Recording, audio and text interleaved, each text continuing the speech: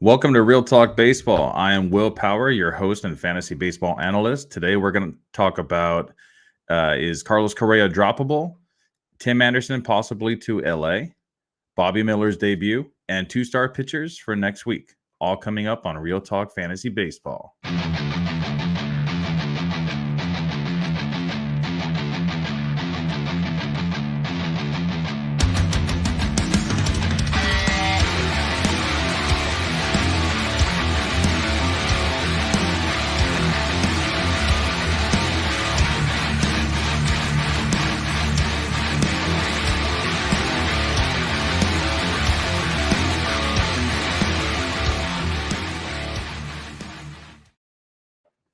All right, so today I'm actually going to do things a little bit differently since I'm by myself. I'm going to go on Instagram Live as well. Checking connection. What's up, Instagram? Welcome to my live podcast. I am also streaming on YouTube right now. So just to kind of give you guys a taste of what I do, this is the behind the scenes episode. And we're going to go ahead and get started on Real Talk Fantasy Baseball. So let's check. Jasper is there in the comments. What's up, Jasper? Glad you're there.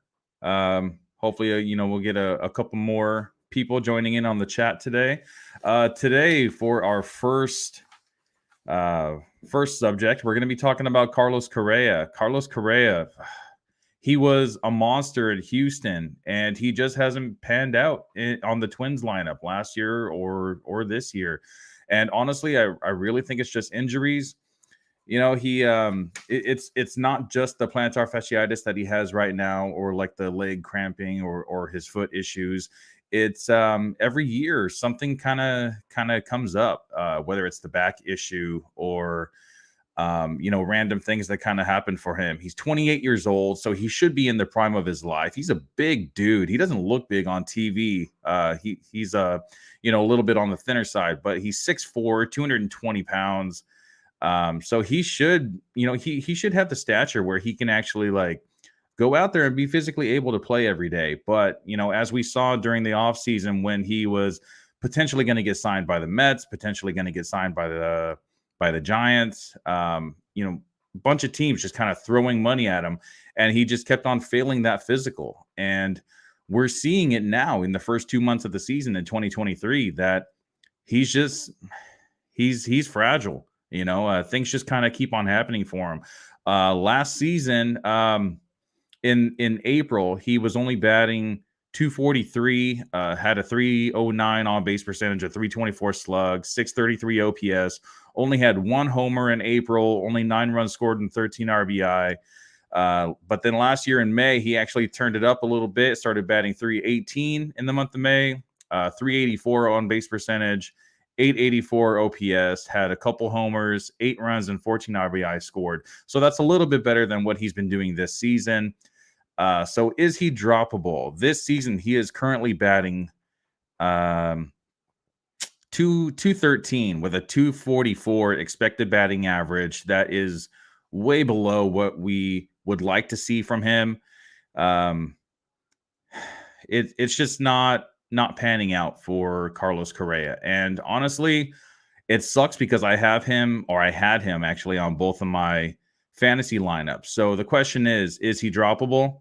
I guess that depends on what your lineup looks like. So I have him in both of my leagues. I actually just dropped him in one of my leagues because I also have Bo Bichette. I have Willie Adames, Tommy Edman, 3 shortstops that I could potentially, just throw in my lineup and have Carlos Correa on the bench. And I was sick of wasting a bench spot on Carlos Correa. So if there was another fantasy option out there on the bench or out there in waivers or free agency that I thought could possibly be someone that I could have in my lineup every day, that's one thing that I was kind of considering. And I did it. I dropped Carlos Correa. I ended up adding a pitcher instead, a streaming pitcher. So nothing too exciting. But like I said before, I had a few options at shortstop. So I didn't really need Carlos Correa in my lineup. Now I have him in another league where my only shortstop option is Wander Franco. And Wander Franco is incredible. This year, he is off to a great start. Looks like he's breaking out in 2023, but he also has injury concerns. So in that league, I'm definitely holding on to Carlos Correa, even if he's going to be sitting on my bench or in my utility spot. I'm optimistic that for the future, Carlos Correa will actually be okay. Maybe it's possible that playing in Minnesota, it's a little bit colder than what he's used to playing in Houston, because Houston in the spring and summer it gets really warm. Minnesota is not so lucky. Minnesota is known for ice hockey and ice fishing and basically everything ice. So it's a little bit different in Minnesota up there. So I think as the weather warms up, Carlos Correa will actually be doing a little better. I actually suffer from the same ailment that Carlos Correa has, plantar fasciitis, and it is no joke, man. There are some times when I wake up for work, I go to work at 4 o'clock in the morning, and I'm going down the stairs from my bedroom, and it just feels like I'm walking on glass, walking on nails. It's bad. If you've ever stepped on a Lego, that's basically what plantar fasciitis feels in the heel of your foot. So I feel for him, but I don't really feel for him because I'm still a little salty about 2017, but that's another story. So is Carlos Correa droppable? If you have specific questions about your lineup, you can go ahead and send me a message on Instagram, or you can email us at realtalkbaseball@yahoo.com. And I will, take a look at your lineup. You can send me screenshots, and, we can go from there. So is he droppable? I'll say in a shallow league, you can go ahead and drop him. There are so many shortstops available. In deeper leagues, it's a little bit harder, or if you have a middle infield spot that you also need to cover. Second base is kind of shallow, and shortstop is a little bit deeper. I want to say Carlos Correa is like the 18th ranked shortstop currently. So it's not like he's like, doing anyone favors right now. So if you have another option at shortstop, sure, go ahead and drop him if you feel like it. If you feel like you need an advantage at another position in a shallower league where he's either your only shortstop, or if you only have two shortstops, I would probably hang on to him for a bit. Moving on to Michael Harris. So Michael Harris is another one that's just in a little bit of a slump. And if you've watched this show in previous seasons, that I'm a big believer in the sophomore slump. The sophomore slump is real. We've seen it time and time again, where there's so many players that in their rookie year, they just look so amazing. Jonathan India and Cody Bellinger, and I could go on, and in the second season, they're stinking up the place. They're someone that they're on your fantasy league for about 2 months, and then you just get sick and tired of them just not performing, and you end up dropping them. And sometimes it pans out and sometimes it doesn't. But currently, Michael Harris, it's a little harder because I feel like outfield is somewhat shallow. Every team has to fill at least 3 outfield spots. Some leagues fill 5 outfield spots. So if you have Michael Harris, I would try not to drop him. If you have a bench spot available, hold on to him. I definitely wouldn't try to trade him because you're definitely going to be selling low. And he's not the type of person that I want to be selling low, especially because the team he plays on, he's on the Braves. He's young, very talented player. He's only 22 years old. I think in deeper leagues, you got to hold on to him. If you're in a 10-team league, and, the same thing I said with Carlos Correa, if you feel like you can't waste that bench spot on a bat, on an outfielder. If you have options at outfield, there are a lot of options out there on free agency and the waiver wire. So if you think that you can, fill that spot with either hot bats or someone that potentially got dropped because they were slumping as well, go ahead and make that move. But in deeper leagues, 12 teams or bigger, or if you have 5 outfield spots, I definitely hold on to them. Moving on to Bobby Miller's debut for the Los Angeles Dodgers. Now, we saw 2 Dodger debuts for starting pitcher. We saw Gavin Stone pitch the day before Bobby Miller actually did, and Gavin Stone did not impress. We've actually seen him a couple times earlier this season. He got sent back down to AAA, and it just hasn't been the year for Gavin Stone. Even though he's actually a higher prospect on the top 100 than Bobby Miller is, Bobby Miller went out there and he brought it, dude. He's trying to make a statement to make sure that he stays in the starting rotation. And the Dodgers don't have the deep starting rotation like they used to have.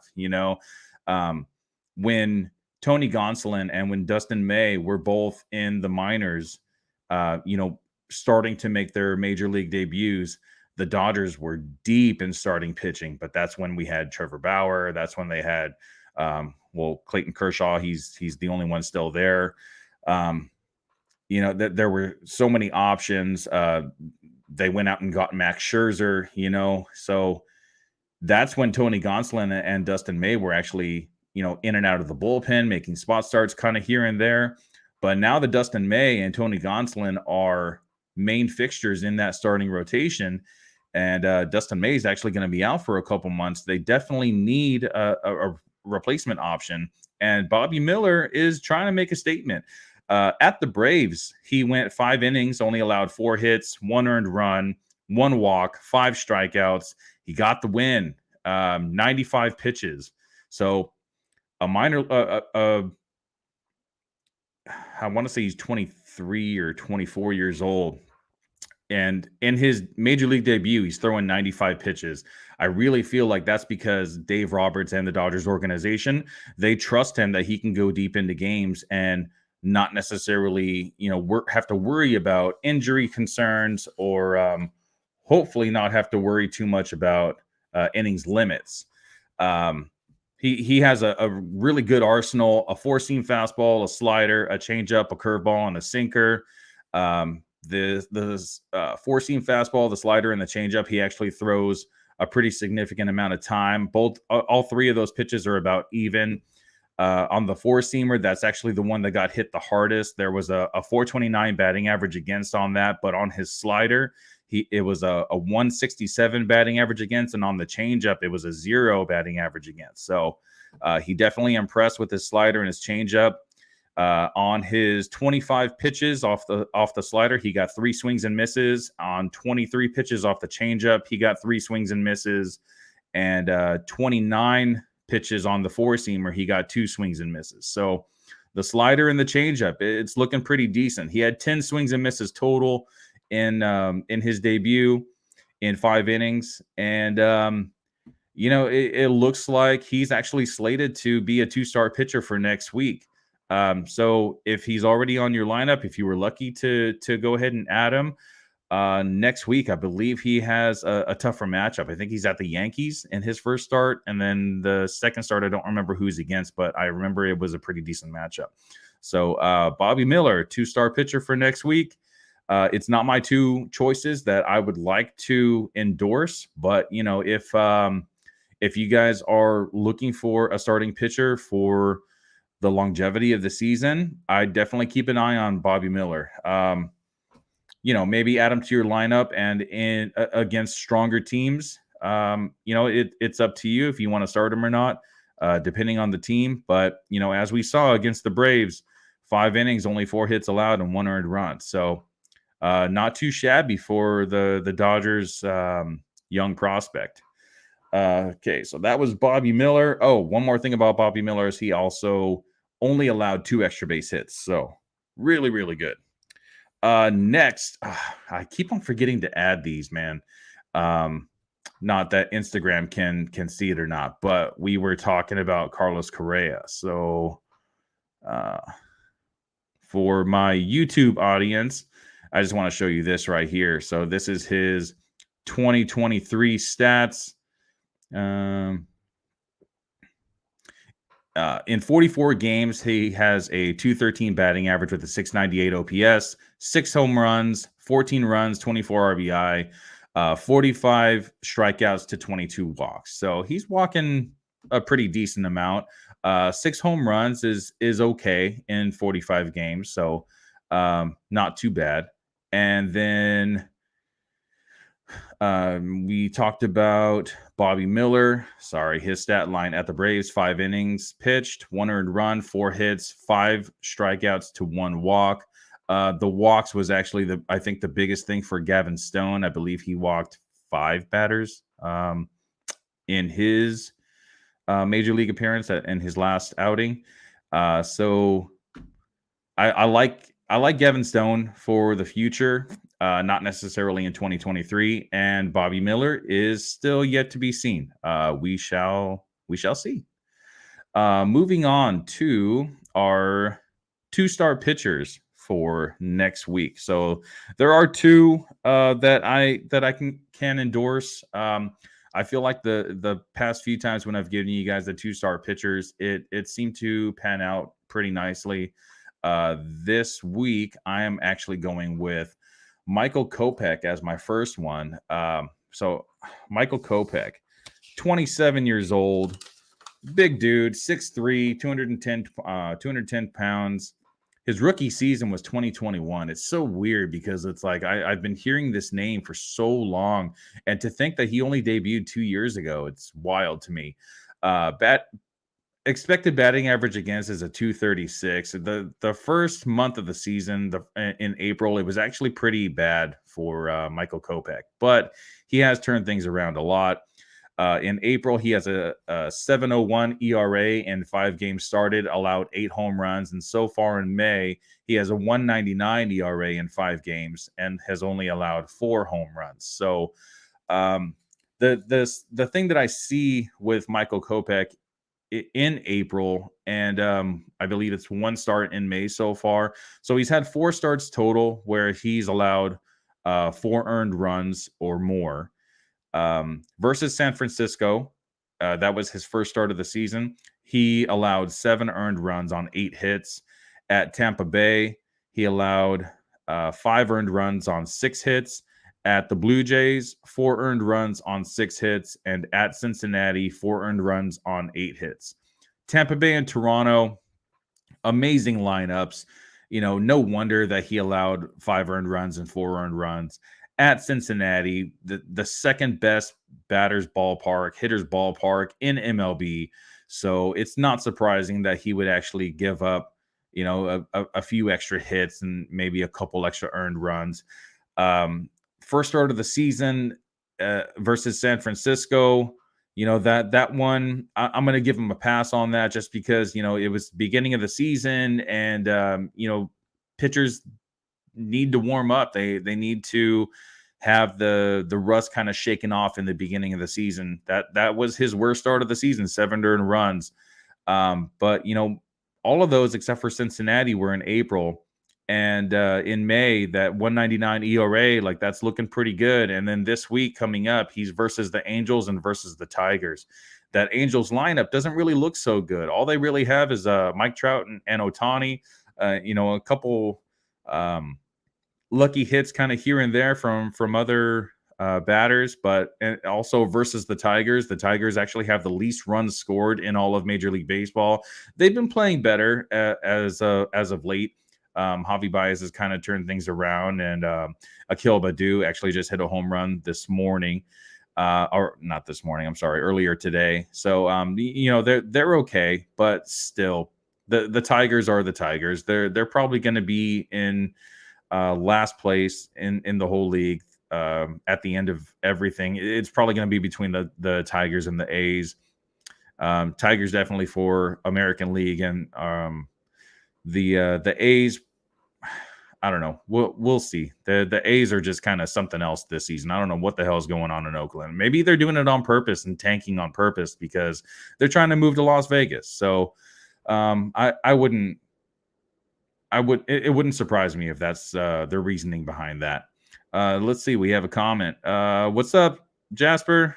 It's just me tonight, unfortunately. But yeah, man, I'm here.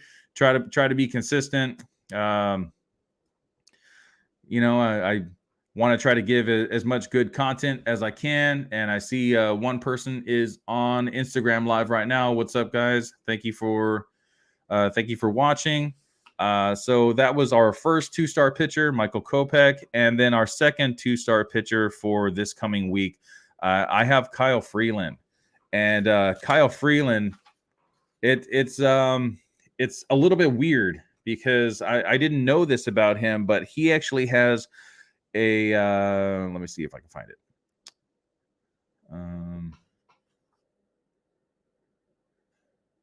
In April, he has a 5.27 ERA, and in May he has a 3.24 ERA.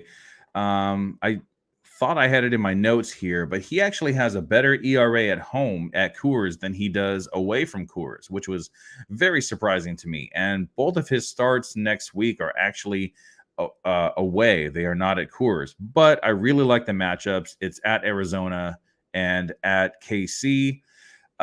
Arizona was doing really well for a while in the beginning of the season, but they've cooled off since then. And the Royals are just the Royals. They don't really have the best lineup. They have a couple, standouts there, but nothing really to be crazy about. Let's see. 30 years old. He's 6'4", big dude, 204 pounds. His ERA on the season is a 3.86 ERA, a 4.15 expected ERA. I think that could be, somewhat of the Coors Field effect right there.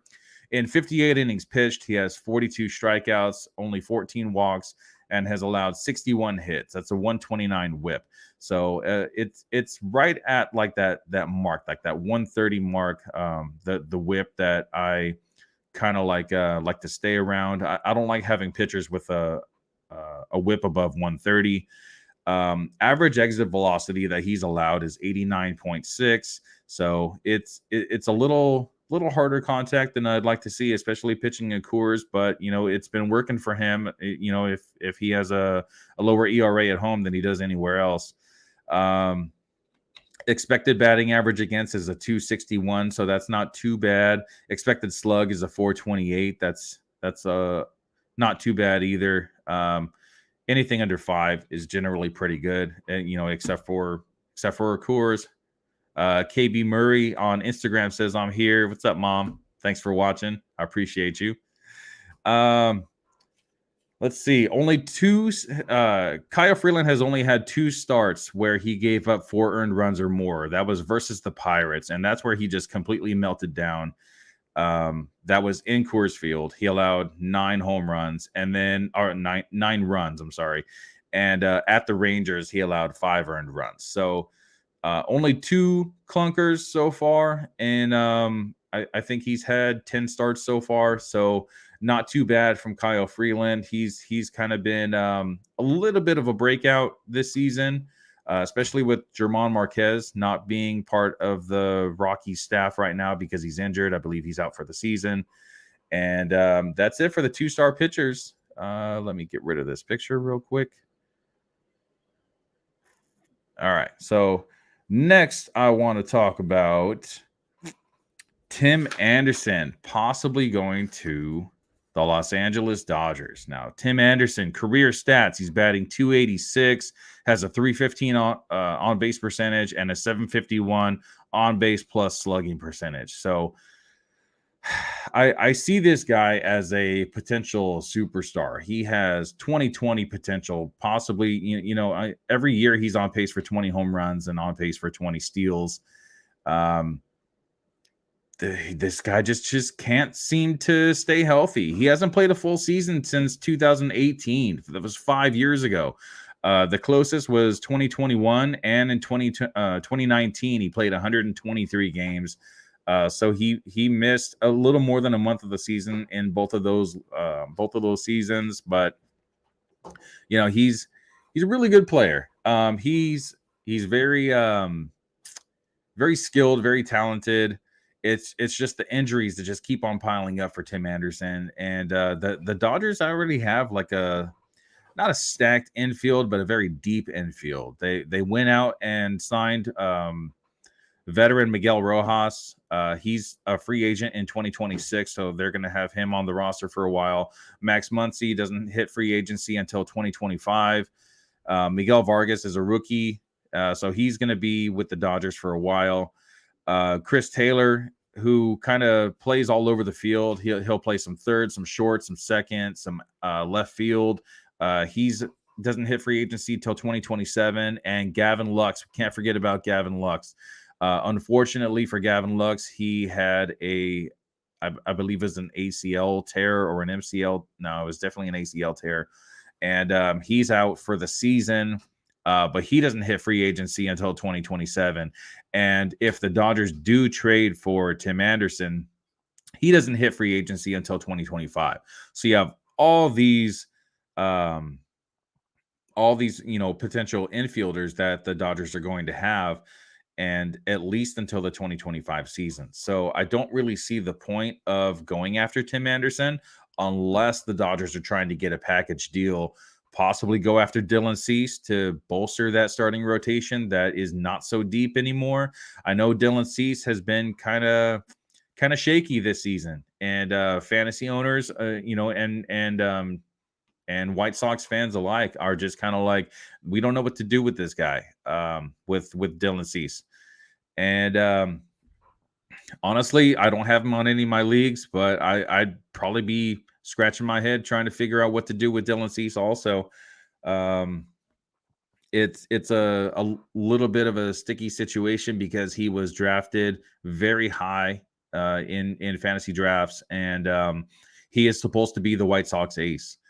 And the White Sox have just been having some bad luck this season with Lance Lynn and with Dylan Cease and Tim Anderson. Tim Anderson, I believe, has only played where is it at? 33 games of the 52 total. So he's already missed some time this season.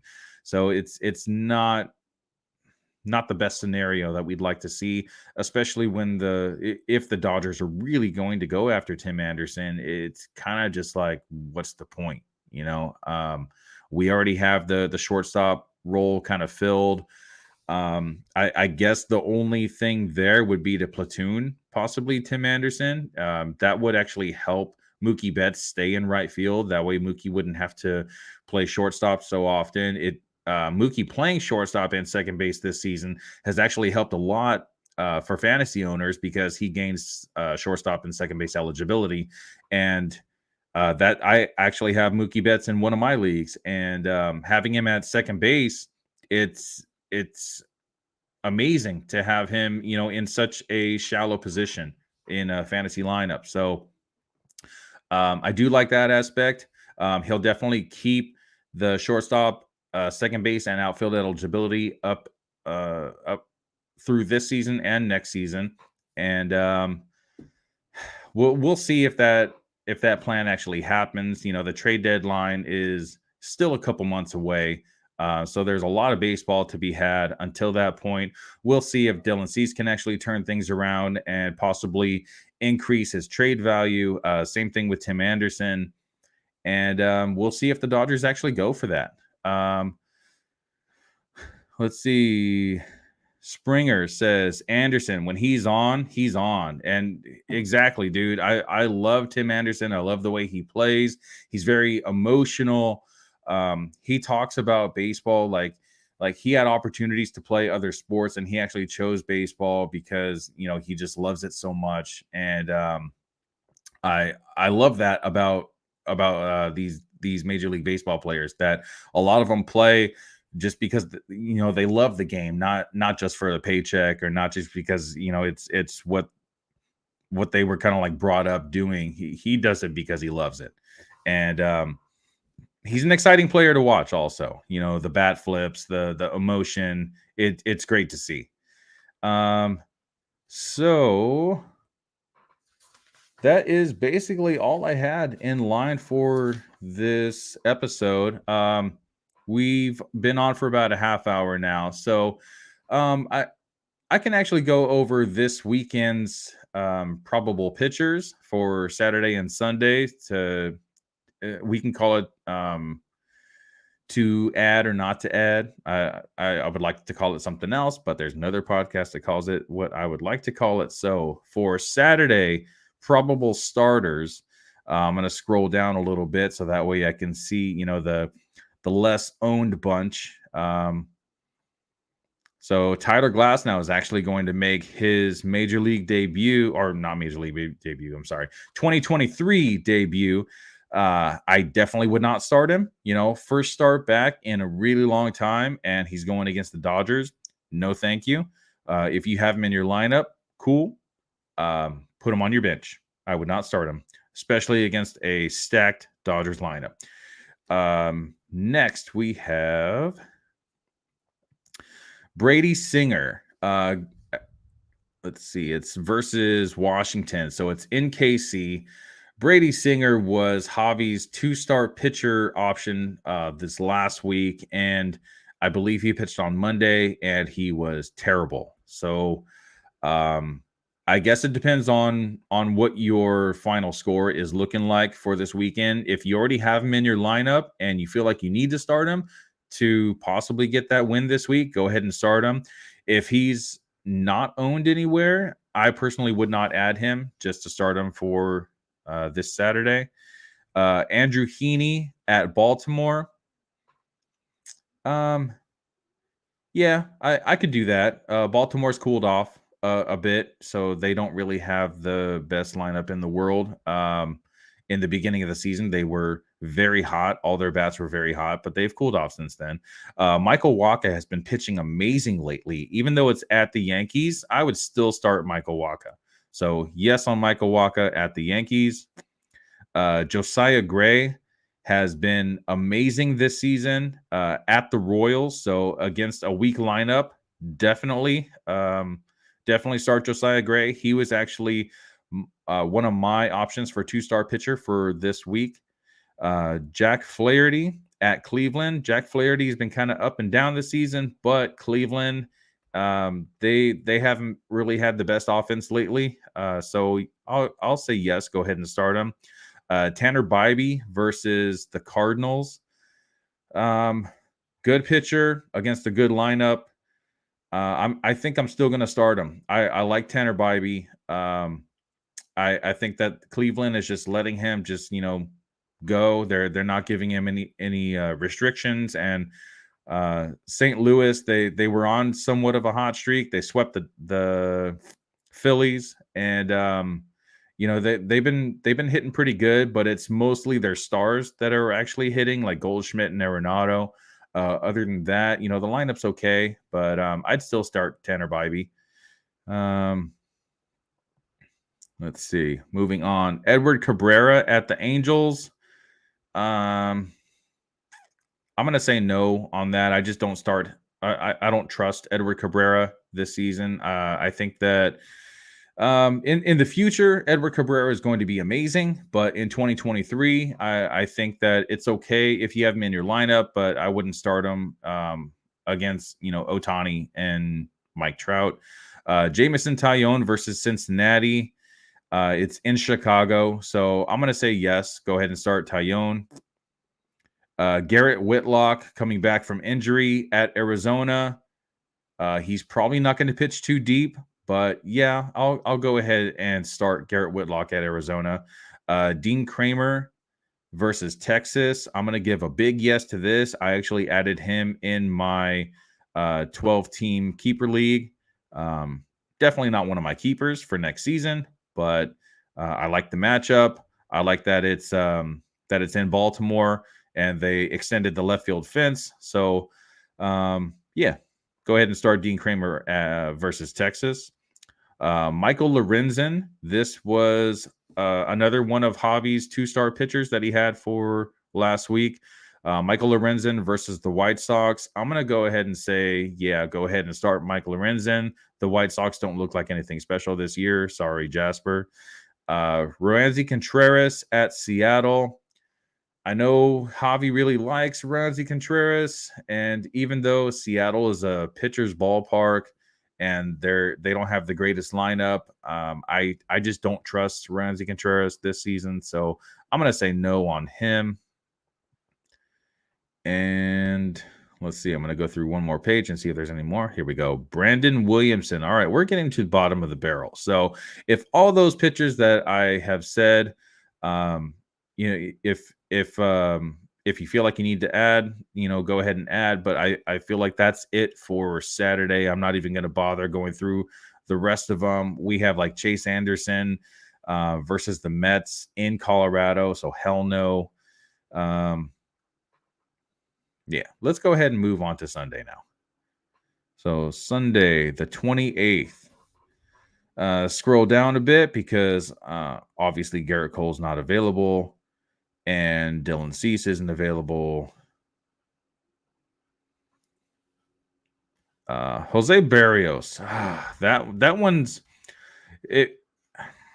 If you have Dylan Cease on your roster at Minnesota, Minnesota doesn't have the offense right now, so I'm gonna go ahead and say start him. Oh, that one scares me a bit because Jose Barrios is just like he'll pitch amazing. He'll go 7 innings and have 11 strikeouts, and then the next day he'll pitch or the next start he'll go 1.5 innings and give up 7 earned runs. So I like the skill set, but I don't like the results sometimes. So that one completely up to you guys.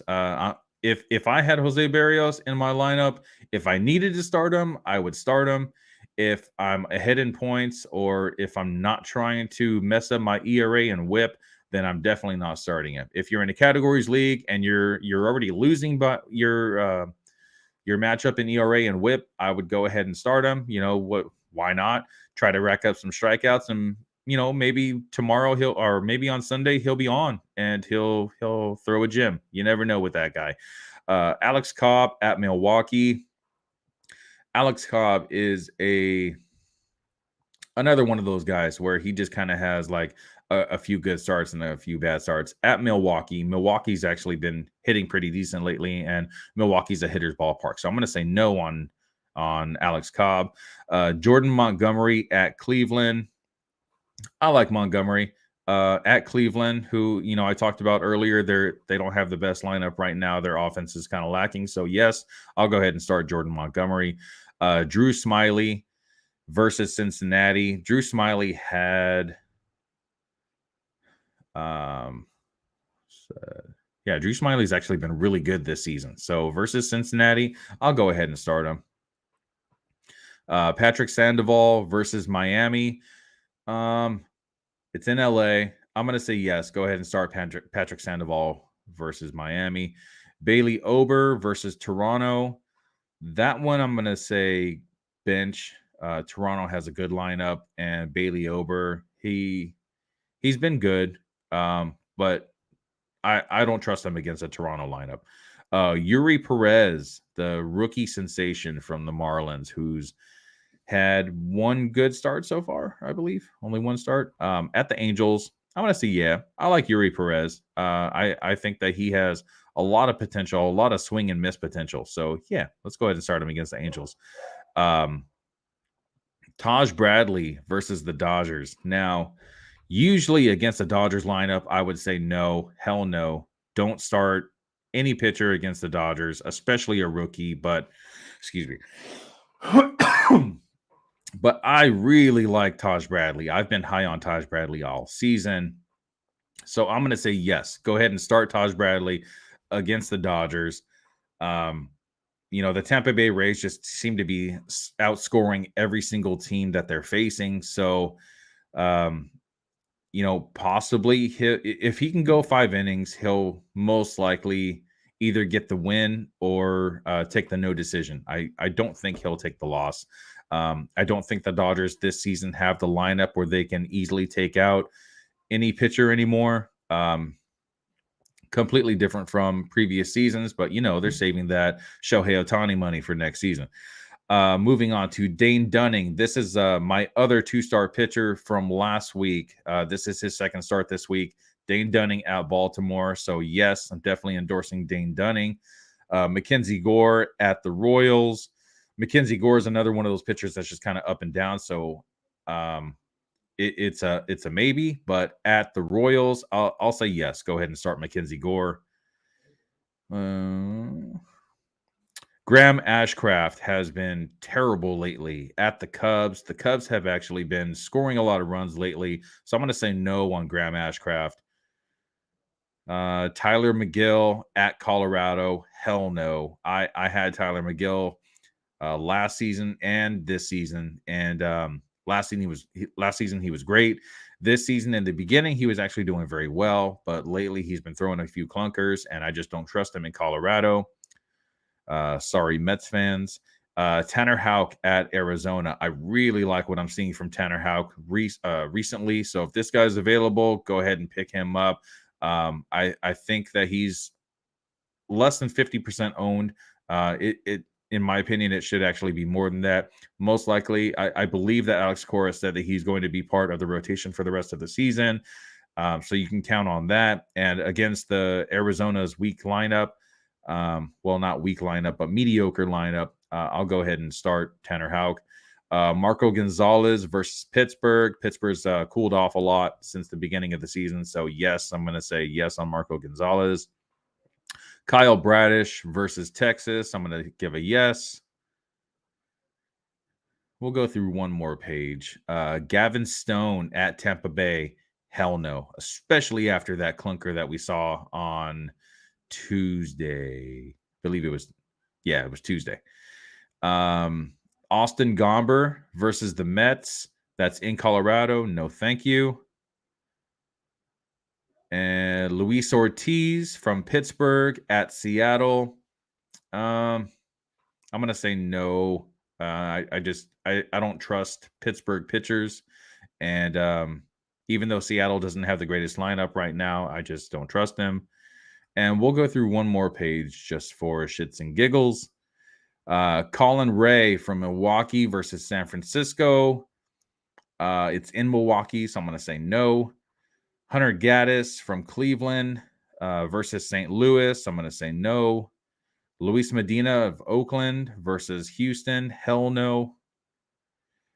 And that's it for Sunday. So let's see. We got a couple more comments. Let's see. Streamers. Yes, sir. Streamers. That is the way to win your league towards the end of the week if you are lacking. So I've added a couple streamers this week, and a couple of them have worked out for me. I think I got 23 points from someone this week, and then a couple of other guys I got like -3, -5. So those didn't work out for me. But it's like this season pitching has kind of been all over the place. So it's hard to know who to trust and who not to trust. Even guys like Corbin Burns, who is one of the best pitchers in Major League Baseball, he just he hasn't been the ace that we've been, hoping for this season.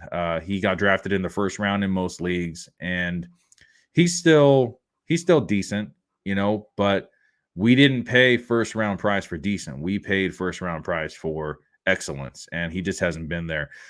Garrett Cole, he has been pitching really good in the first month and a half of the season, but he's kind of showing certain signs of some negative feedback that I'm seeing. So just be careful with that for the future, for the rest of the season. Thanks, Jasper. Appreciate you being here for the entirety of the show.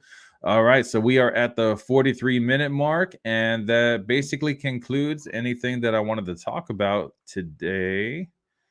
So remember to like and subscribe to our channel. That would be very helpful. And this Monday coming up, we have Carlos and Ernie Orange doing their baseball show on the same channel. So make sure you like and subscribe, please. And I am Will Power for Real Talk Fantasy Baseball, and I'm signing out, and I'll see you guys next week. Oh, and happy Memorial Day.